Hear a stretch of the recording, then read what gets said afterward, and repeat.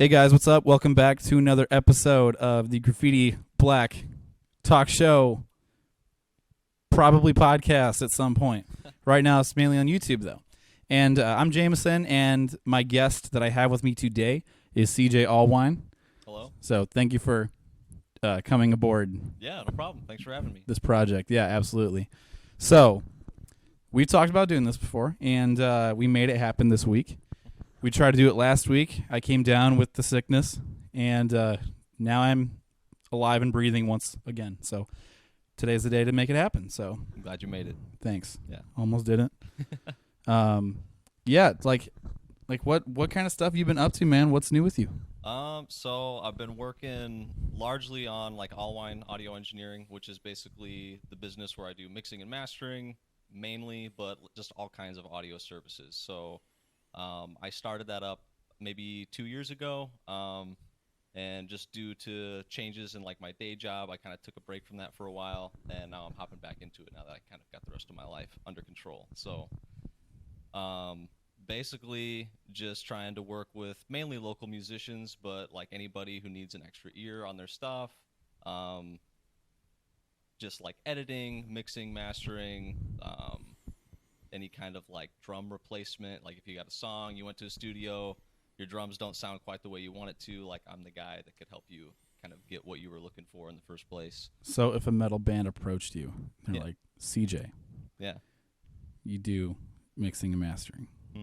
And you said you also do instruments, right? Yeah, yeah. So what if they're like, we want you to play a flute on our next track? Could you do that?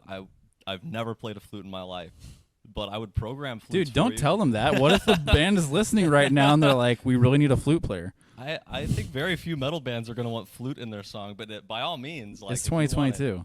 All right. Yeah. 2 years ago, we had Corona. That was unpredictable. Yeah. You know what else is? Huh. Flute in metal bands. So, That's yeah. yeah. You're not wrong. That's probably never going to happen. But on the likelihood, the chances of someone doing that after this video drops, who knows? But that's really cool that you've been doing that. You said you've been doing it for 2 years, Yeah. the mixing and mastering. Yeah. What did you say you call it again? Alwine audio engineering. Okay. AAE. Yeah. I was going to go with like a more traditional, like whatever studios or something like that, but I feel like the things that I have to offer are kind of extend outside of just studio stuff. So. You can't just give it the name studio. It's like engineering. Right, because it covers a larger range of services and possibilities. Right, like an engine would. Yes, exactly like an engine. Yeah, you get it. You get Sure. it. Cool. All right. Well, yeah. Like what kind of? Okay, so I mean, is it mainly pertaining to like the upbringing that you've had when it comes to music? Is that like the genre you try to stay in? Like you try to stay mainly in like the same genre you do, or do you try to branch out and do like different kinds? Honestly, I am completely open to just about anything. I prefer metal music just because that's like what I play myself. That's what I'm like into personally, but I just have a love for music in general. So, like I'd be happy to work on a pop song or a rap song or anything really. That'd be cool. Yeah, it would be. Do you think anyone's done like rap metal? Oh, absolutely. Well, okay. I already knew the answer to that, yes. But I feel like it's just not something you hear often, so I guess that's why I asked that. There's a handful of artists, at least that I know of, that mix the two. Like local? Not locally, no. Okay. I know there's like Hacktivist is a good rap metal blend. Fire from the Gods is another band that blends the two really well. Okay. So it's been done for sure. All right. So okay, you're open to doing other ones. Has it mainly been, like metal that you've done so far? Or are you like already kind of branched out into new stuff, or has it mainly just kind of been? Yeah, kind of the rock metal genre. I worked with like a more classic like stoner metal band. That would have been Cutthroat Situation. They're local, so I've done a couple of EPs for them. I think I've heard of them. Yeah. Yeah. I worked with a rap artist last year. That was a lot of fun. He did like it was more of like a song like for his girlfriend, so it was like a very sappy rap song. It was really cool though. Like just the experience of like getting that personal. Like it wasn't just about like money or cars or whatever. Like it was a very heartfelt kind of rap song. That was a lot of fun. It was about money and girls, but with it was With about compassion one, yeah, behind it. Yes, yes, it was about one girl. So Yeah. I It's different. Okay, cool. Yeah. I respect it. I respect the craft. Yeah. Have you ever written about money or girls Me? in the same? No. No. No, no, no. I haven't personally. No. I am not much of a lyricist personally. I'm more guitar and bass oriented. Do you think you could make an instrumental about that? I don't think anyone would know. It's interpretation. Exactly. They're just like, I can tell this is about that. I Yeah. think I could get the vibe across. I think I could if I really wanted to. Yeah. You know, like if that ever if that inspiration ever hits, definitely like Yeah. let people know. You'll be the first to know. Yeah. Yeah. I'd probably be the only person. I'll write it about you. Thanks. Yeah. I'd love that. I'd be down. Yeah. It would get tens of listens. Yes, tens. That's tens more than I get. I remember we had a conversation. Actually, it was about a year ago. Okay. Because for the viewers that don't know, like a year ago, he actually came over in the middle of the summer. We did like a really small like photo shoot. It was kind of like more mainly for like my portfolio purposes. You dealt with a lot of mosquitoes, I think. Yes. Or it was like pregnant gnats or something. It was something. It was super overwhelming. It was, yeah. I had to edit out a lot of mosquitoes in the final shot, but I was like, hey, this is a decent shot. But I think at one point you were talking to me about a lot of the songs that you guys write, like your band. Mm-hmm. And I think we were talking about like how to get more connected to.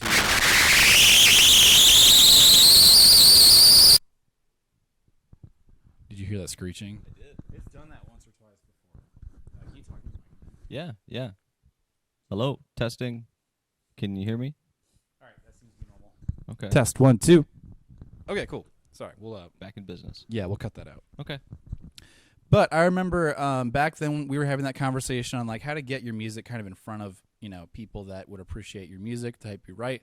Because, you know, when it's like you're doing your own music, sometimes you don't really know where to post it online. Yeah. I just remember at one point you were talking about something along the lines of different online forums, and specifically I believe that was like Facebook groups or something like that. Can you remind me on that a little bit? Gotcha. So I think it's kind of highly underrated. A lot of people like to point at Facebook and like it's a very toxic atmosphere, or that like they don't know how to communicate with people effectively. And groups are a really powerful way to do that on Facebook, because you can really hone in on your audience. So like we play the progressive metal kind of stuff. So like I'm in groups that are like specifically for 7 and 8 string guitar players, or I'm in groups that are aimed more at like the progressive metal movement. So like I can post my music in there and communicate with people who are like already on board with what I'm doing, and they don't even know that until they listen to it. Okay. Yeah. So you can get familiarized with different people in these different groups. Yeah. And then at some point you kind of like bust out a few tunes you made, and they're just kind of like, oh, this is really cool. And you just kind of go from there with it. Yeah. And essentially. It's nice too, because just like with any forum or any group, like people ask all kinds of questions. And like I'm sure being in like video and photography, a lot of the same types of questions come up all the time. So like a lot of people are like, hey, what string gauge do I use for X tuning? Or hey, what kind of guitar is good for this kind of thing? So I'll kind of involve myself in that kind of way, like help people with things that I know I've been through. Yeah. And it's nice because you form that personal connection. Like you help somebody, and now when you post your music, those people are more inclined to interact with you because they know you on a personal level. Got it. Okay. They'll know you. They trust you. They're like, okay, yeah, I want to check out this guy's stuff. So that's a really smart way to go about that. But Yeah. I feel like the intention that you have behind it though is to mainly like interact with them and get, you know, just kind of build a little more of a community, or at least like be more familiarized with other people. So it's like, that's kind of a great bonus you can throw, like, hey, here's also music I've done, and then they're like really into it. So yeah, that's pretty sweet.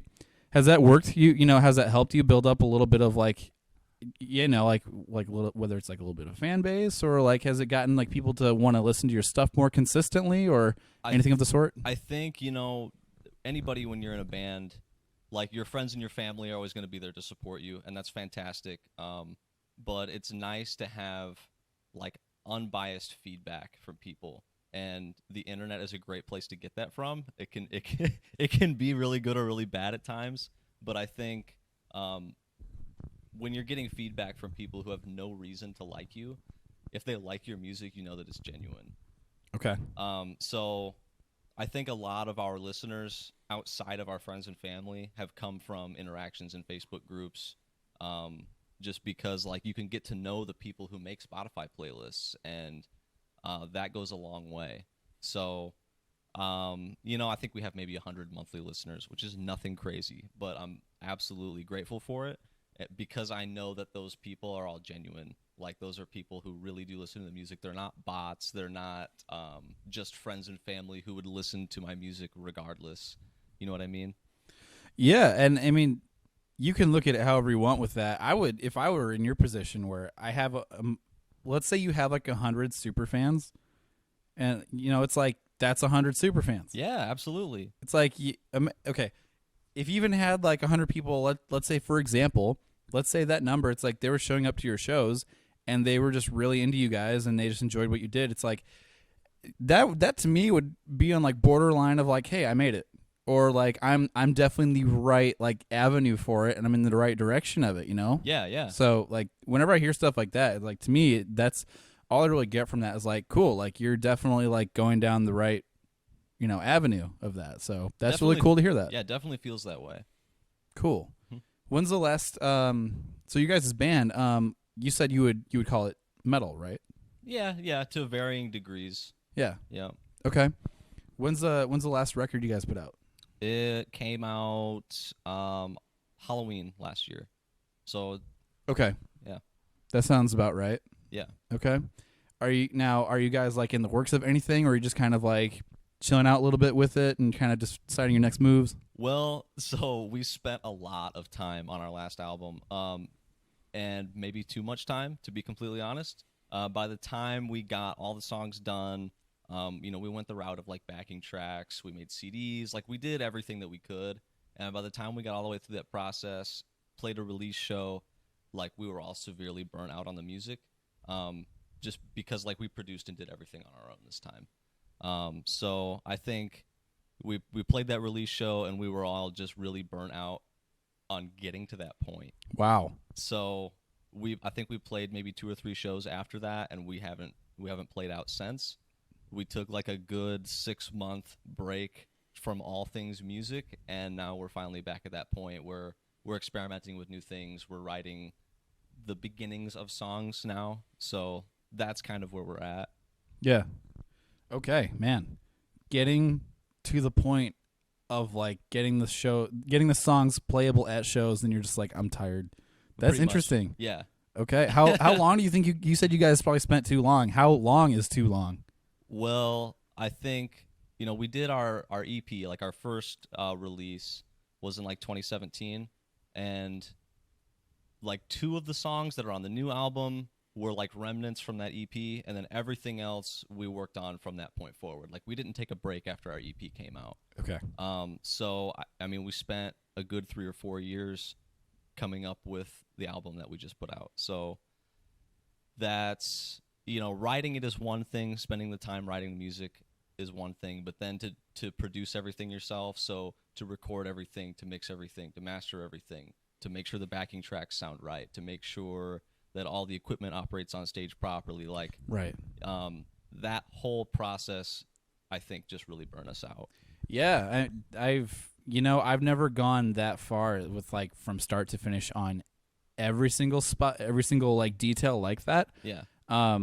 But I've only gone to the point of like getting band members together, getting a few shows done, and by that point, and that's like probably a 5 to 6 month span of time right there I'm talking about, where you've done a few shows and you've done all that prep work leading up to that, and even I would be like, dude, I'm tired. Like I could go a few months and not do this. Like yeah. So like hearing all that, it's like shit, like that's another level. Well, it's funny because in a weird way, like, when you write music, I think anybody can kind of attest to it. You're writing it because it's something that fuels you in some way, right? And when you've written the song and you can listen to it and go, oh, this is amazing, I love this. And then you have to listen to it 1,000 times to get to the point where the music is ready to be played. And I think that kind of takes away from the magic a little bit. Yeah. So then taking a break and then coming back to it and going, oh, yeah, this actually was really good. Like I just heard it too many times. You just start to hear what you want because, yeah, you're just sitting in front of that computer with those speakers blasting that same song, Yep, you're just hearing that looping same it. riff. Yep. You're just like, I can't hear anything else anymore. I'm Yeah. brain dead. You lose objectivity, and then you're like, is this good? Like you start doubting yourself, and then you take a really long break from it and come back and go, I'm really glad we did this. Let's keep going. That's cool. Yep. Yeah. Man, music's a beast. It really is. Yeah. It's So when you got Alwine Audio Engineering doing that for you, exactly. Then you don't have to hate your own music. right? That should be like the slogan underneath. Don't hate your own music. Always I don't know. That seems like Alwine Engineering. it seems a bit offensive almost. Make you love your music again. I like that better. Yeah. Yeah. Has love instead of hate in it, and have the background be blue because Yeah. blue means trust. So then people Does it? be Should I have not picked red? If you put like a hint of blue, it would be like aggressive trust. Okay. Because red is aggression, right? Yeah, I think so. So it'd be like they would be like, "Ugh, I just trust you, man." Something stupid like you that. have no choice. Trust me. Yeah, right. That's why Twitter's got the blue. That's why Facebook's got the That's blue. true. Instagram just kind of went like rogue. They got all the colors. See, that's like marketing is definitely my weak point. You could really help me out with that. Just blue. Just blue, That's my one. no like, logo, just blue screen. yeah, just make it a blue square. And the people are just like, yeah, I like that. Yeah. They just give you all their money. They don't even need to watch this video. They're just gonna instantly trust me. Yeah. Yeah. Honestly, you should have shown up in a blue shirt. I think all I've got is black. We got to redo this. Come back tomorrow. Oh. You got blue on your guitar, so you got that going for you. That's all I've got. You're almost there. Yeah. Just like a hint of trust. Yes. I don't know what any of the other colors stand for. There's blue, which is that, and then there's the red, Right. which is like, I guess, more like angry, where it's more like power. It's Yeah. it's all power. That's why Trump, he always has the red tie. To command, It's have like- that commanding presence. Yes. Yeah. So he's got that. I don't know what any of the other colors mean, but so there's my political part of the podcast. But moving on to that. So okay, you guys are beginning to jump back into doing some songwriting. That's great.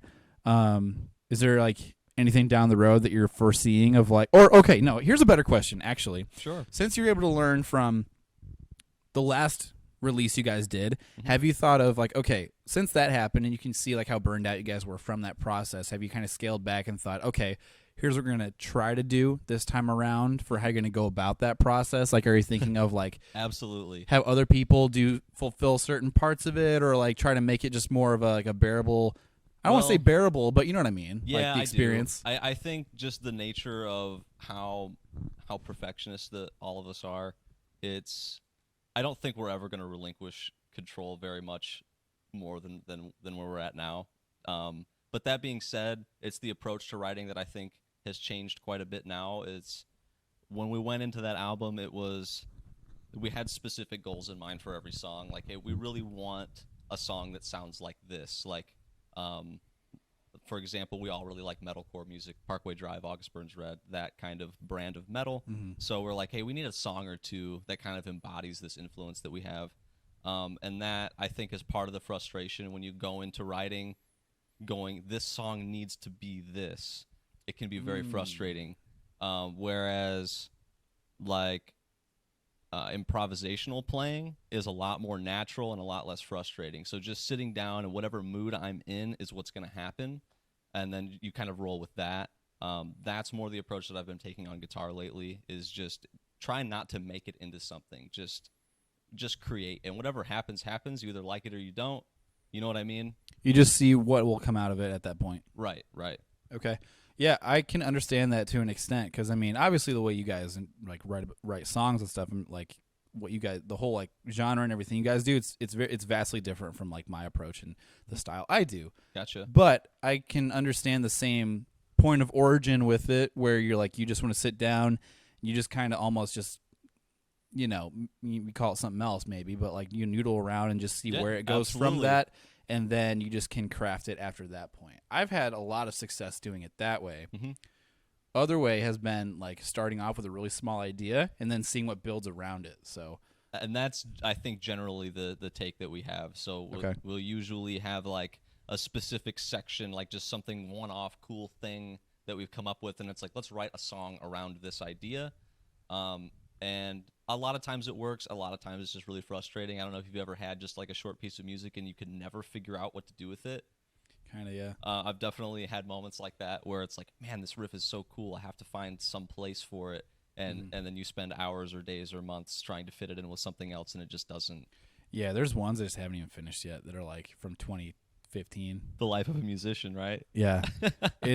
I mentioned this to someone else a few weeks ago, but you get to a point where you have 2 points, I think, when it comes to songwriting. One is where at first you can't like think of any good ideas, or you can't think of ideas, and then at one point it feels like the faucet gets turned on and like you can't turn it off. Yep. Ideas just keep coming, and you're like trying to figure out how to actually like track all these, and or like how to reference all of them later down the road, or like how to, if you come up with a really cool melody, how do you like record it and then like have something you can reference 3 months from now to remember it. Right. You know, I feel like you get to a point where it's like it just keeps going. You're just like, I don't even know how to like shut this off. Yeah. It's really funny like coming across that, because it is like frustrating. You're just like, oh my god, this is overwhelming. Absolutely. And like I don't know about you, but especially if I'm playing guitar and working on something, I generally have a sense of like what the drums should be or what the bass guitar should be doing when I'm coming up with that idea. But if I don't get that down immediately, when I come back to that idea later, I'll go, what was I thinking? I don't know. Like, was this a 2 and 4 beat? Was this like a beat on 3 kind of thing? Yeah. And like you lose all context that you had inside your head. That sucks. Yeah. It's like when those moments hit you, like when the faucet turns on and you have all those ideas, you just have to go for it. Yeah. Because if you stall too long, then that thing will be gone. It evaporates, and you're just like, here's this like mold of here's like a skeleton of what you thought was a good idea, and then you're like, oh, I remember being really stoked on this, and I don't remember why. like this isn't even like a complete idea. Yeah. Going back though to your previous record, what's your guys' favorite, or at least your favorite song off of your last release? Like our first one.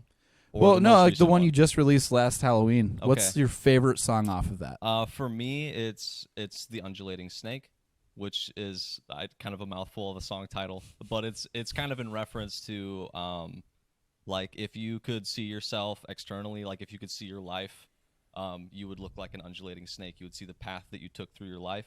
So that's kind of what it's in reference to. Okay. That comes from a movie of some sort. I didn't invent that. I don't remember where it comes from, but. Dude, it would have sounded way cooler if you didn't say that. Well, I mean, a certain level of honesty. You're like, yeah, I made that. I don't know. I really like that cool. one because it's the longest song, and I love progressive music, so it has a lot of developing ideas. I think it's like 7 minutes long. Wow. But it doesn't feel like a 7-minute song. It because everything flows in such a way that you kind of get lost in it, and then it's over, and you're like that. I want to listen to it again. Like, I don't know. It's one of those songs I always come back to. Right. Maybe because it has a guitar solo in it and I'm selfish. I don't know. Guitarists liking their own solos. Hey, that's a totally rarity. unheard of. That's a rarity. Really? For me, it is. Yeah. So, like, you typically don't like your solos? No, not usually. Okay. No, because I'm more of an improvisational person when it comes to like lead lines and melodies. So it's a process of like whatever is going on underneath that solo. I like put it on a loop, play along to it several times, and I'll have maybe 10 to 20 different improvised takes of that solo. Okay. And then I'll like take the coolest bars and put them together Hey, and there then you go. relearn it. Oh, Yeah. there you go. Yeah. That's an idea. So that was executed really well in that song, I think. So I listen back to that and go, I wouldn't change a single note, you know? Yeah. Usually I would change many of them. All right. Hey, if you got to that point, that must be like, a milestone for you. Definitely, yeah. All right. Do you think you guys will keep self-producing, like future releases? I don't know. There's a part of me that really loves, like, not just writing a song, but then choosing, like, what texture is this going to have, and is it going to be in the foreground or the background? Like, making all of those decisions as a mixing engineer is a lot of fun. But I think most people who are involved with mixing can say that one of the worst things you can do is produce your own music. And I really, it has two sides to it. Like, yeah, you get full control, which is great. You're never going to get a mix back from somebody and go, I wouldn't have done it that way. So that's nice. but you'll agonize over every detail because you know where every detail is. I believe it. Yeah. Yeah, I guess if I ever got to that point, I would probably try to hand off most of it. Yeah. Only because I would sit there and dude, it's tough. It's like you want to be like, I want this, but it's also like someone else can do it too. Like I feel like if I handed it off to somebody else, I would be that like pesky customer that's always over their shoulder, like, no, do it this way. No, do it this way. Right. And they're just like, bro. They're like, dude, just do it yourself, you know? And then it's Yeah. like, well, now I'm going to agonize over it and hate it when I'm done because I had to listen to it 1,000 times. And so, I don't know. Maybe we'll try it the other way around next time. Yeah, hey, I mean, if you guys can, like, some bands can pull it off really well. I think Autumn Academy does that all the time. It's do, like and they got, if they got their formula, they, whatever. Autumn Academy does that. I think they have a formula down really well for what they do and how they go about releasing their stuff. But yeah, I guess that's just based, individually on what each, person or band, how they like to go about their stuff. Like, if you can do it independently and you can stay sane doing it, and it's like, by all means, more power to you. So that I've wanted to I've always had the idea of wanting to be able to release my own stuff like once a month or once every other month, but it's just like being able to manage. I feel there's like a micro systems that you have to be able to learn to, like, I guess, like, have that kind of schedule where you can keep it consistent and everything. So that's like, if I ever get to that point, I'll feel very accomplished. But yeah, everyone's got their own way of doing it. Do you have any like in the realm of video and photography, do you have that same kind of problem, or like if you're taking pictures or videos for yourself, do you agonize over like I don't know, like the colors and the lighting and stuff like that versus when you're doing it for somebody else? Do you mean like based on stuff for my own music? Sure. Actually, I try to stay pretty objective to it. Like, when I've got... No, I think I'm pretty objective to it. Like, I'll just... Like, does the process feel any different when you're doing it for you versus doing it for someone else?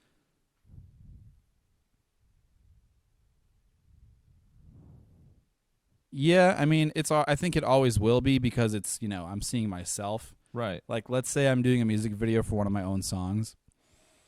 Maybe I'll think, I could have done better in this shot, or the way I look in this shot could have been done better. But at the same time, I just explained this to someone else. But I'm at a fork in the road where I'm like, yeah, I wanted perfection, 110%. Other part of me is like, dude, just get it done. Who gives a shit? Just get it done, move on to the next thing. So I'm really good at being able to like switch my brain to just like objective mode and not care. Because it's like, props to you, man. Because it's getting done.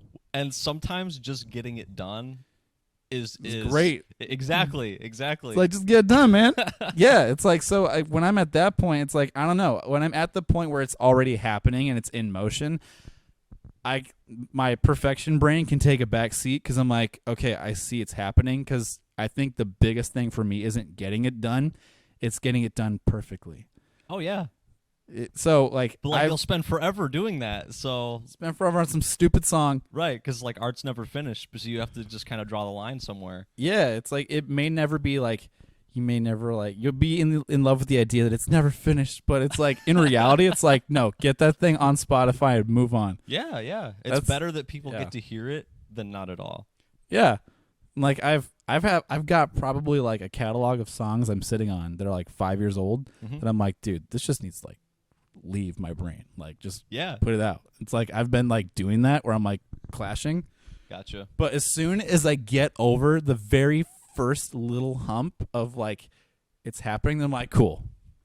You like feel good about it, and then I don't know, what do you mean? No, like it's like once I get over the tiniest bit of what is the word, adversity of like holding myself back, then like it gets over that little bit, then it's all like downhill, and it like, okay, cool, open the floodgates, now I can finish Gotcha. it. It gets easy after that. It gets so like, because then the biggest part is like just getting it in motion. Then once it's in motion, like, all right, cool, all that stuff I've been thinking about for 3 months of how I'm going to track this one part on the guitar, I'm going to force myself to sit down and learn it, and then get the bit. And it's that whole like mind game I create with myself where I finally can like just let it happen. Well, I think it's like that kind of myth that we all think like, I need to be motivated to work on this. Like, I need to wait till I have that moment of inspiration, when usually it's the other way around.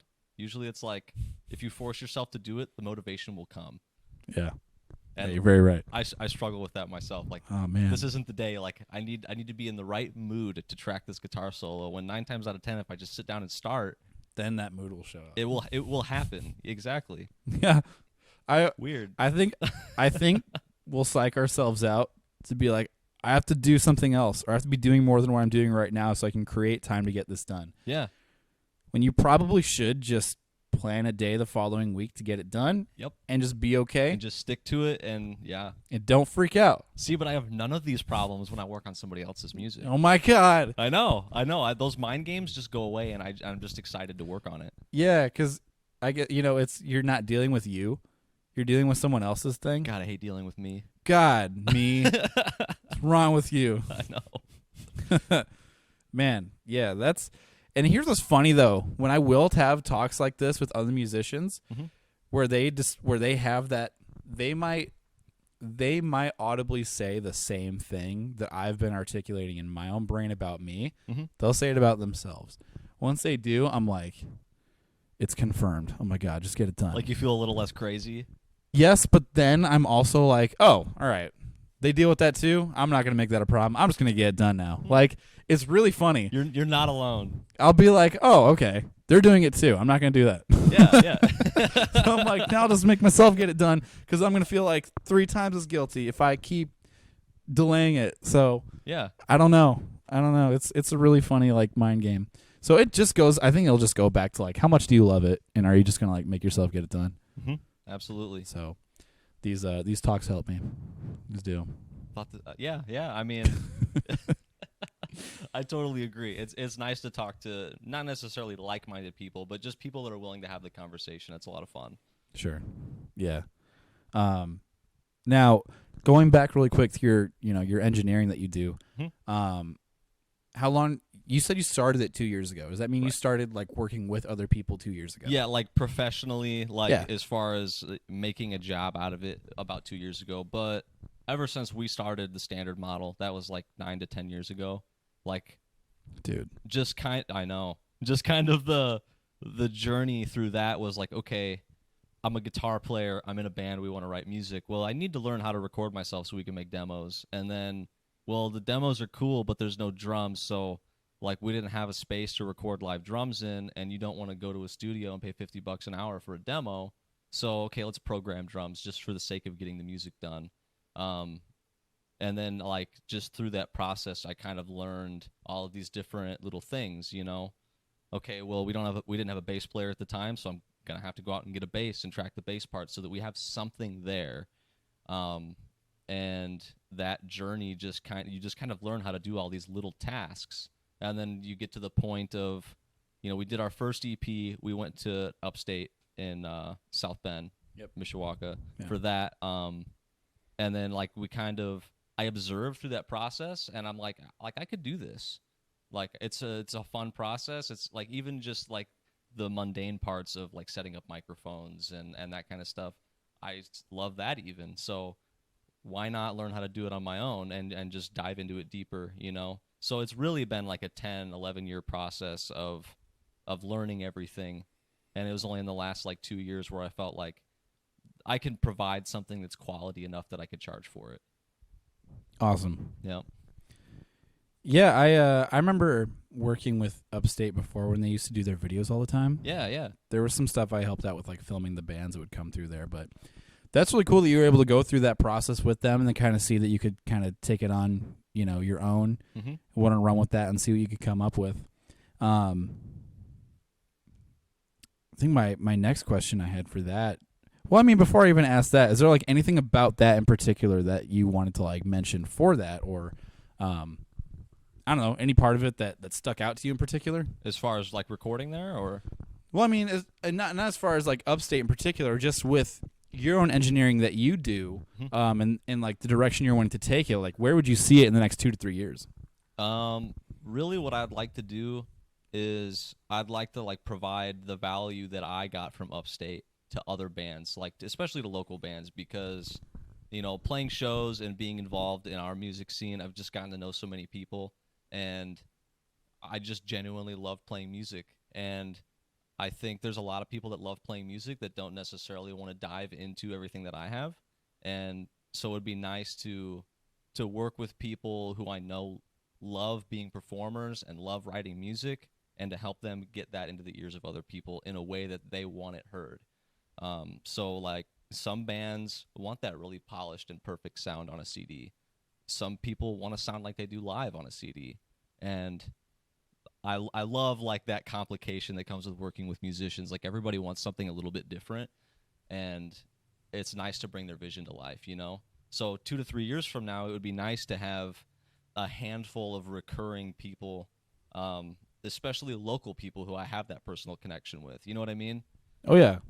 So that's kind of where I see it. You know, I still have a day job, so I kind of have to balance those two things out. But it would be nice to get to a point where I can just be full-time in audio in some capacity. Yeah, yeah.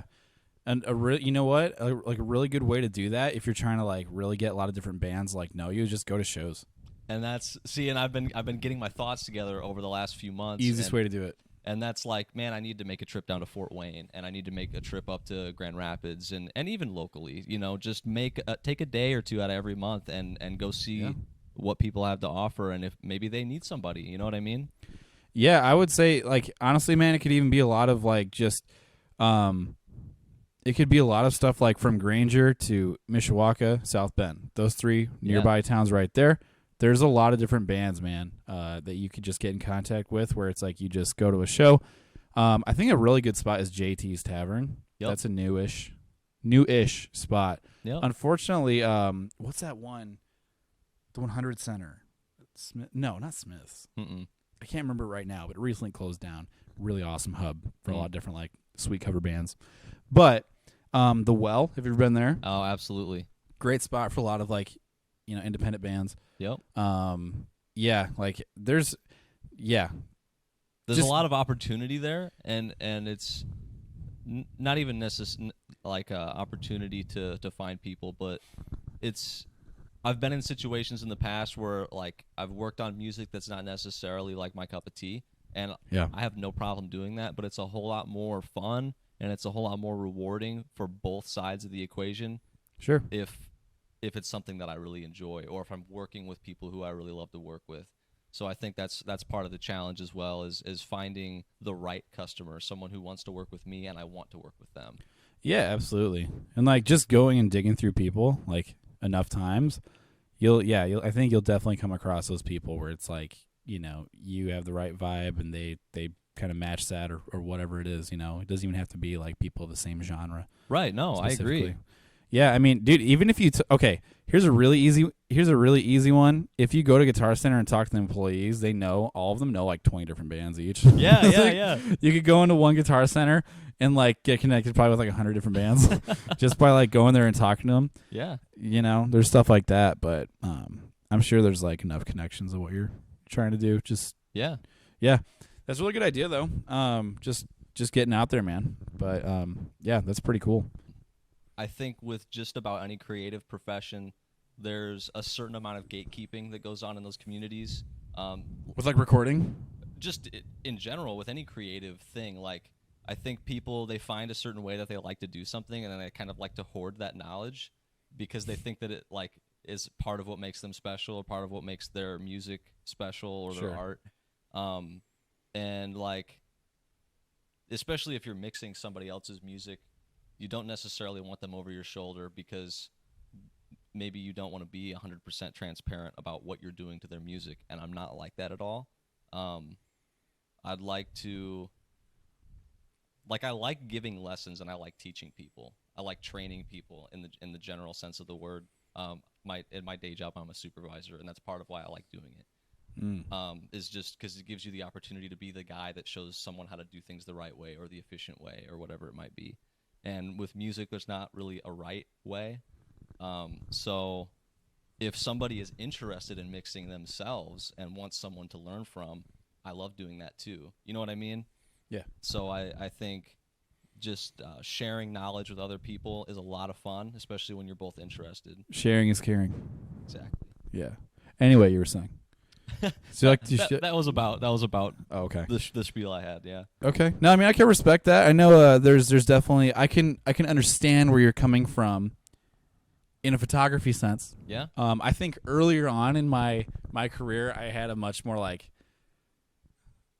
I guess you want to call it competitive attitude, where like I wouldn't want to be, as I wouldn't want to share knowledge with other photographers, or I wouldn't want to be like that. I think I always had like a lot of like snarkiness. Sure. And I think that comes from like the noob mentality. When you first get involved into an, whatever craft it is, it can be anything. Yeah. Like you mentioned, like gatekeeping with like anything. So Yeah. I guess in a sense it was that. But as the years progress, I'm definitely like way more relaxed with that. Like if people have things they like to talk about or they have questions on stuff, generally I'll be pretty like open. Like, yeah. so like, how do you light this certain thing on a person's face, or what kind of lens do you like to use for X, Y, Z? I'm like, well, blah blah blah blah blah blah. Here's my thoughts. Here's how I would approach it. Right. Yeah, and that comes from me like learning from other people way further ahead than me, and I'm like, absolutely, surround yourself with people smarter than you. Yeah, and it's like, yeah, absolutely. It's like if you're like the smartest person, it's like you're in the wrong room. Yep, I agree. So when I am subjected to that, it makes me like naturally say, oh, you know what? It's like, yeah, I'll pass along info in whatever well, their subject. I think part of that just comes from like in the music realm. It's like, sure, I have certain ways that I like to go about doing things, but ultimately nobody has the same pair of ears that I do. And if somebody asks me a question about how I approach something, I'll be completely honest with them, mostly because like they might get something out of that helps them, but ultimately nobody's going to make all the same decisions that you do. Like nobody has the same eyes as you do. You might make a lighting decision that somebody else wouldn't make, and that doesn't make it right or wrong because it's art. Yeah. So you're never going to share. There's no possible way to like give too much away and that person becomes you. Like that's not. And what's also interesting about that is that even if you do like, even when you give away a lot of information to people, it's like not everyone is going to have the same level of like ambition as you. That's true. Where it's like, that's true. Just it's not a matter of just knowing it and then you're good. It's also applying. A lot of people just don't apply it to the same degree. It's not a good or bad thing. It's just that's the reality of it. Right. Like I've seen people who like they have all the answers they need to whatever it is they're trying to figure out. They still don't really do it. That's not the case for everyone, but it's just it's a I think really dramatized example of like just because people might have the same answers as you doesn't mean they have the exact same output and results as you. So, yeah. Very interesting point you brought up. Yeah. All right, cool. Well, this was awesome to sit down with you a little bit, CJ, and just kind of know a little more about, for one, your audio engineering that you do, as well as what's going on with the standard model, and if there's any releases that may or may not be coming in the near future. There will be something coming. I just have no idea when that's going to be. Will it be something hot? Of course, it's going to be hot. Will it be steamy? Yes. Okay. That's what. Can you call it hot and steamy? I think we could find a place for that. Make that like a new EP. Yeah. That'll be the EP title? Yes. Hot and steamy? Hot and steamy. You're like, we're not going to do that, but that's a great idea. I'm going to tell you we're going to do that and then not do it. But like, I forgot. Yeah. Okay. Well, have you ever thought about, just shredding lately? Shredding? Yeah. Like on guitar? Yeah. Yeah. Do you think you do it like right now? Right now?